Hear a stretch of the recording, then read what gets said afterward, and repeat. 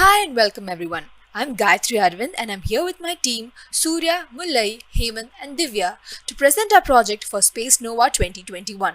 We all know that when we try to shine a beam of light, the further we are from its source, the less powerful it is. This is mainly due to two factors: beam, the angular spread of the beam, and the medium of propagation absorbing it. This would be of great importance when we try to set up communication channels with satellites which are many kilometers away. Hence, we use lasers which are highly collimated and hence have low angular spread, and also use filament propagation. Filament propagation is based on Kerr-induced self-focusing effect. A beam of light emitted as pulses in a non-linear medium has the effect of focusing itself, hence increasing its effective range and receiving power. This effect can be seen in the atmosphere by using pulses of high frequency. To the right, we can see how the attenuation of pulses reduces as the frequency of the pulses are increased. With no filaments, that is, with no pulses, we can see that the attenuation is near 6 decibels. But as the frequency of the pulses are increased, we can see that the attenuation starts decreasing as well. By using femtosecond lasers, we can increase the effective range to set up communication channels with satellites. The schematic of one such laser using yttrium aluminum garret is shown here. In case of satellite-to-satellite communication or deep space communication, even though we don't have a perfect nonlinear medium due to the absence of any or negligible absorption effects, we can have very long distance communication. Hi guys, Surya here. So this is the electronic simulation for our hardware prototype. So there is a bit difference from the actual circuit that we made than this. In the actual circuits, we are not using the optocouplers you see here. So why we used optocouplers here is basically because in Proteus you can't couple between a photodiode and an LED. So the only thing that was available to us was to use a optocoupler to couple between the transmitter of the base station and the receiver of the satellite section, and vice versa. So if I type in 1 in the base station, it will appear in the satellite. You can see the waveform change here. And if I type in 2 in the satellite, it should appear in the base station. See, so that's how it works. So before going to the hardware prototype, let me explain how the optics of the project works. So we have a laser, 2 beam splitters, a chopper, a mirror, and 2 sensors in here. So to the right, we are making this device install in the base station, and to the left, we are making a device that we need to install to the satellite. Okay, so if the base station wants to communicate with the satellite, what it does is, this laser emitted by the laser diode here can be turned on and off according to the data that we need. Okay, so the laser goes through the first beam splitter in the base station, reaches the beam splitter in the satellite, and this beam splitter will divide the light into 2 parts, one going to the sensor and one going towards the mirror. So the sensor part will now be receiving the modulated pulse. So it can directly convert the modulated pulse into a bit stream. So this is how base station to satellite communication works. Now, how does satellite to base station communication work? Okay, so this is the default state of the system. So if the satellite want to communicate with the base station, what the satellite does is, there is a chopper in between the mirror and the beam splitter. So this chopper will move to and fro according to the modulated pulse that we need. So if it goes towards the beam will be cut off to reach the mirror. Hence, the beam won't reach sensor 1. So what happens is, the reflected beam is going through the first beam splitter, reaching the second beam splitter and splitting its way to the sensor. So if we block the beam off from here, this part of the mirror, this sensor will not receive any light and it will be turned off. So the modulation this sensor receives will be directly controlled by the chopper here. Thereby, we can send data from the satellite to the base station. So we can achieve a half duplex communication using our setup. This is our solution for Spaceonova Space Challenge. The prototype we developed has 2 parts: the base station, which has a laser sensor to receive data, and a laser diode which modulates according to the data from the control panel. The base station's electronics is pretty straightforward.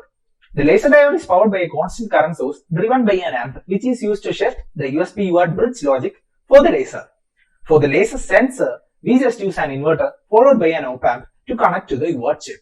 We are using a CP2102 IC to convert our messages to a UART bit stream. The second part is the satellite. The beam splitter is used to split the beam in the direction of the mirror and the sensor.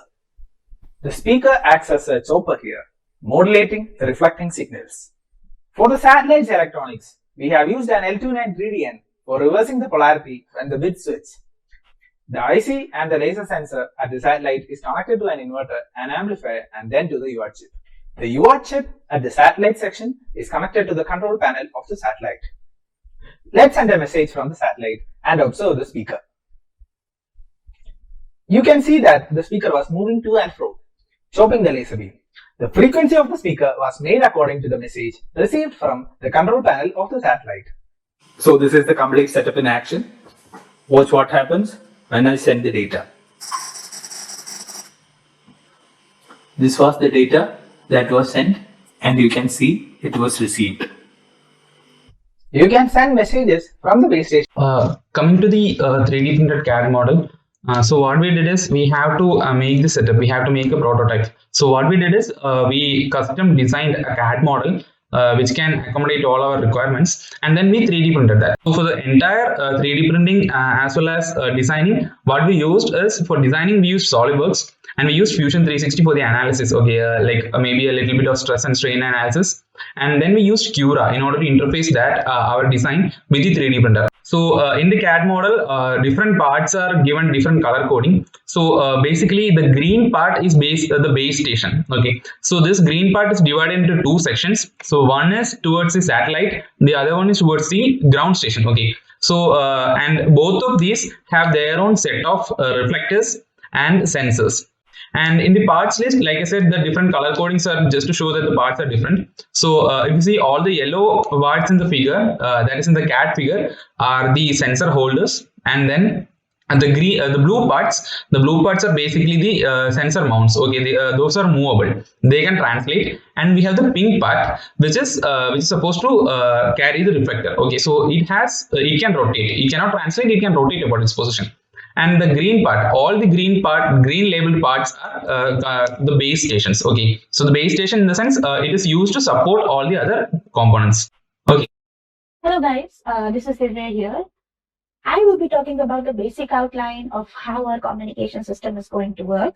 Okay, so the base station starts the communication. So let's say we press start, and now you have the pop-up menu that appears, and it tells you to enter the string. So let's say we want to say hi. We press enter, and you see we still don't have the start button for the satellite. That is because it's waiting for the base station to send the stop bit, go back to its default value of 1, and that is when the satellite is able to transfer the data. Now we press the start button here, and the satellite wants to say hello, and voila, we have the signals for the transmitter and receiver from the satellite as well. Now you can see what's happening here is that when we enter the string, it generates a bit stream and it gives you a waveform for the same. And after some time, the satellite is going to default to a value of 0, because that is where we have set the default values for each of these. Satellite-to-satellite communication systems. LSAT could help us enable data transfer between satellites, helping us set up a satellite grid, and this would not require intervention from a base station. This could be extended for use using a deep space communication system, in which we could do long-term projects like the Voyager or New Horizon, but only better. Moving on, we can do some hardware improvements like using high fidelity drivers, which would increase the accuracy and data transfer rate. This leads me to some alternate approaches to this project that we could not implement due to budget limitations. We suggest to improve the current model by two methods. One, by using an optical thin film which would act as a switching mirror. Its opacity would be controllable by voltage and would be in the transmission end of the satellite. This would give us a max rate in the order of a few kilohertz. Alternatively, we could convert the current half duplex model into a full duplex model by using Pockels effect. This is a property of certain materials which allow us to control their refractive index using an applied voltage. Such a method would produce two channels of communication which operate at different frequencies at the same time. The high responsivity of materials that exhibit Pockels effect like lithium niobate would give us very high data rates in the order of a few gigahertz.